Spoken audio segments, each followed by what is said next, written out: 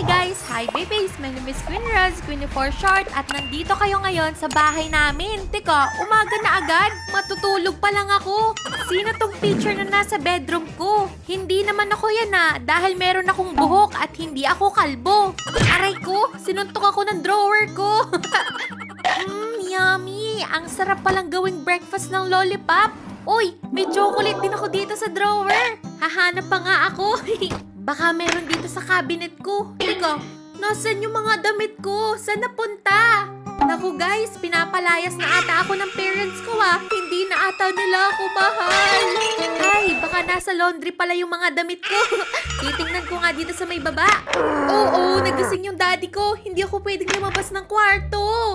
Hindi kasi ko mahal ng daddy ko na yan dahil ayaw na ayaw niya akong nakikita. Aba, teka, sino naman yung picture na to? Hindi ko naman to daddy. Yung tatay ko, makapal yung buhok. Ito, kalbo, parang itlog. San pa kaya nagtago ng snacks yung daddy ko? Mukhang magaling siya hindi ko makita yung ibang pagkain. Malapit na pala siyang magising, kaya't magtatago muna ako dito sa malaking cabinet namin. Sana lang walang multong magpakita dito Sa mga horror movie kasi, meron laging kasamang multo dito sa cabinet.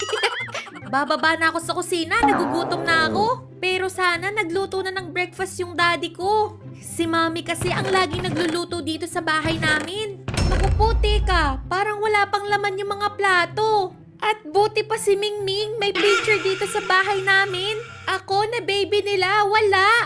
Mabuti na lang, maraming nakakalat na chocolate dito sa bahay namin. Nabubusog na ako. Ayun, may chocolate pa dun sa kabit.